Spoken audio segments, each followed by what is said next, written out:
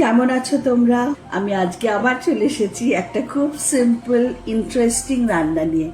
গরমকালে তো আমরা সবজি বিশেষ পাই না, কিন্তু আলু আমাদের অল টাইম ফেভারিট।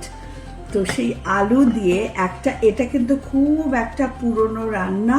এটা রংপুরের একটা বিখ্যাত রান্না, বুঝেছো? রংপুর আর দিনাজপুরের যেই সাইডটা বর্ডারের দিকে আছে, বাংলাদেশে বর্ডারের দিকে, ওই সাইডে এই রান্নাটা হয়। তো প্রথমে যেটা করব, অল্প একটু পেঁয়াজ একটু ভেজে তুলে রাখবো। এটা বেশ একটু সুন্দর, ঠিক বেরেস্তার মতন আমরা এটাকে ভেজে তুলে নেব।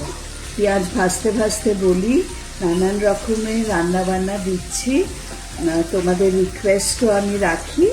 এবার তোমরা প্লিজ বন্ধুদের সাথে শেয়ার করো, আর তোমাদের যে রেসিপিটা ভালো লাগবে তোমরা একটুখানি সেটাকে সেভ করে রেখো। তাহলে কি হবে, যখন খুঁজবে চট করে পেয়ে যাবে। আর পেজের ফলো বাটনটা প্রেস করে দিও, তাহলে ফলোয়ার্স বেড়ে যাবে। বেরেস্তা বানাতে তোমরা সবাই জানো, এটা একদম সোনালি হওয়া পর্যন্ত ভাজবো, কিন্তু খুব হাই হিটে ভাজবে না, যাতে পুড়ে না যায়, সেটাও খেয়াল রাখতে হবে। পেঁয়াজটা ভাজা হয়ে গেছে, হ্যাঁ, এবার আমি এটাকে তুলে রাখবো। এবার আসছি মূল রান্নায়। এই প্যানটা সরিয়ে দিলাম, এখানে একটা কড়াই বসাচ্ছি। এখানে খুব বড় বড় 4টে আলু আছে। এই যে আলুটা সেদ্ধ করে একেবারে গ্রেটার দিয়ে গ্রেট করেছি, একটাও দানা নেই, বুঝেছ? এটা হচ্ছে রংপুরের আলুর ডাল, কিন্তু এখানে ডালের কোনো চিহ্ন নেই। আলুটা দিলাম কড়াইতে। ভাবছো নিশ্চয়ই যে আলুর ডাল নেই, কি করে হচ্ছে?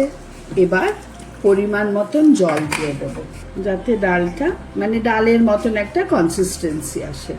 এটা কিন্তু ট্রিকটা হচ্ছে যে তোমাদেরকে একেবারে আলুটা কিন্তু খুব সুন্দর করে ম্যাশ করতে হবে। দেখেছ, একদম সুন্দর হয়ে গেছে, কোনো মশলা নেই। এটা ভাত দিয়ে খাবারই ডাল কিন্তু।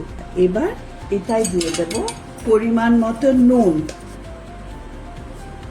ব্যাস, আর কিছু দেব না। এবার এটা ওয়েট করব যতক্ষণ না এটা বেশ ফুটে ওঠে। এই ডালটা আমি ঢাকা দিয়ে দিলাম যাতে এটা তাড়াতাড়ি করে ফুটে যায়। দেখো ফুটছে, হ্যাঁ, টকবক করে। আর দেখো কিরম স্মুথ, কোনো লাম্পস নেই, কিচ্ছু নেই। ঠিক এরকম ভাবে এটা হচ্ছে বেসিক ডালটা তৈরি হলো। এবার ডালের তো একটা ফোড়ন আছে, এবার যাব সেইটায়।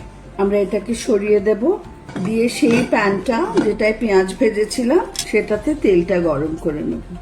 2টো কাঁচা লঙ্কা একটু হালকা করে তেলে ভেজে রাখছি, যাতে গার্নিশ করতে পারি সুন্দর করে। যখন কিছু খাবার টেবিলে দেবে, গার্নিশ করাটা মাথায় রাখতে হবে। কিন্তু কিভাবে গার্নিশ করবে, আমি দেখেছি অনেক জায়গায় গিয়ে, গার্নিশ মানে সেই শসা টমেটো, নো, যা জিনিস ইউজ করছো তাই দিয়েই গার্নিশ। এবার তেলটা গরম হচ্ছে, গরম হতে দিলাম। তেল গরম হয়ে গেছে, দিয়ে দিচ্ছি 5 ফোড়ন। আর লঙ্কাটা খুব ছোট ছোট করে ফাটিয়ে দেবে, ছিঁড়ে দেবে শুকনো লঙ্কা। গরমকালে একবার ট্রাই করে দেখো, বিউটিফুল খেতে হয়। এটা ভাতের সাথেই খায়, কিন্তু তোমরা রুটি দিয়েও খেতে পারো। ফোড়নটা হোক, ততক্ষণে বলি কি কি লাগছে।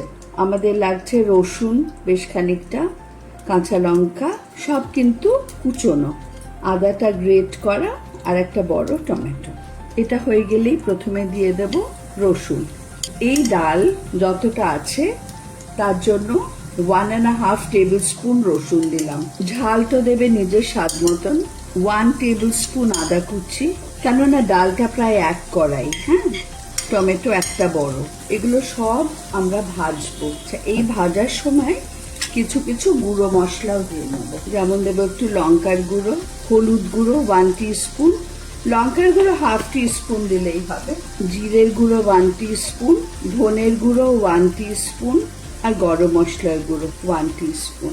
এই রান্নাটাই কিন্তু মিষ্টির ব্যবহার নেই, তোমাদের যদি ইচ্ছে করে দিতে পারো। আচ্ছা, ভাজতে ভাজতে একটা কথা বলি, এই রান্নাটায় কিন্তু ডিম পড়বে। হ্যাঁ, দেখো ডিমটা নানান রকম ভাবে দেওয়া হয়।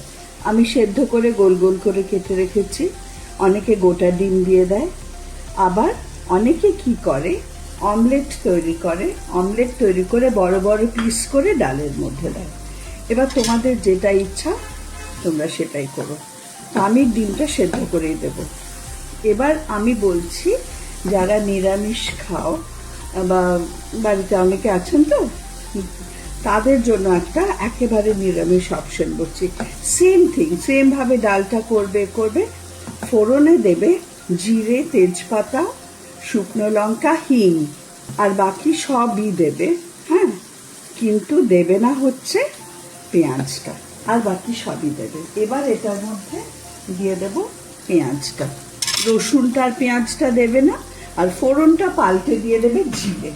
এবার এটা বেশ অনেকক্ষণ ধরে কষতে হবে, যতক্ষণ না জিনিসটা থেকে তেল ছেড়ে যাচ্ছে। এটা সময় নিয়ে কষতে হবে। দেখতেই পাচ্ছ মশলা থেকে তেল ছেড়ে দিয়েছে। এবার দিয়ে দেবো সেদ্ধ করা ডিমগুলো। এগুলো সব খুলে দেবে। তোমরা কিন্তু অমলেট করেও দিতে পারো, তোমাদের যেটা ইচ্ছা, 2 রকম ভাবেই দেয়। এটা একটু ভেজে নিতে হবে। ব্যাস, আমাদের ডিমটা রেডি। এবার যেটা করব, এই কড়াইটা আনবো আর এর মধ্যে এটা দিয়ে ছক দিয়ে দেবো। এবার এটা সাবধানে মিশিয়ে দিতে হবে। যত একটু ফুটিয়ে নিলেই এটা রংটা সুন্দর একটা হয়ে যাবে। দেখছো, একদম ডালের রং নিয়ে নিয়েছে। মশলাগুলোকে মিশতে দিতে হবে একটু সময় নিয়ে। ব্যাস, আমাদের ডিম ডাল রেডি। আর যেটা করব, একটু ধনেপাতা দিয়ে দিতে হবে। ধনেপাতা সবসময় ভালো করে ধুয়ে ইউজ করবে। হ্যাঁ, একটু ধনেপাতা দিয়ে দিলাম। আর যে পেঁয়াজ আর লঙ্কাটা রেখেছিলাম, ওটা সার্ভিং এর সময় গার্নিশ করে দেবো। আজকে অবধি থাকুক।